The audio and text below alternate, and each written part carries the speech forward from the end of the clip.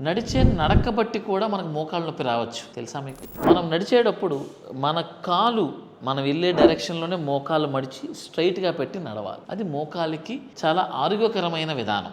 అంటే body alignment కానీ wait distribution process కానీ స్ట్రైట్గా నడిచినప్పుడు బాగుంటుంది. కొంతమంది కాళ్ళు అటు ఇటు విసిరేసి నడుస్తూ ఉంటారు. ఆ నడక మీద మోకాల మీద ప్రెషర్ పడుతుంది. సో బాడీ అలైన్మెంట్ కూడా మారుతుంది. కొంతమంది చూసారా, కొంతమంది ఇట్లాగా ఇలాగా కాళ్ళు ఈడ్చుకుంటూ నడుస్తారు. మనం నడిచినప్పుడు జాగ్రత్తగా అడుగులో అడిగేసి నడవమంటారు. అలాగే సో ఈ నడిచేటప్పుడు మన తొంటి మజిల్, గ్లూట్ మజిల్స్ అంటారు, అవి మన వెన్నుముక్క మజిల్స్, అవి మన మోకాళ్ళ మజిల్స్ అనేవి కరెక్ట్గా యాక్టివేట్ అవుతాయి.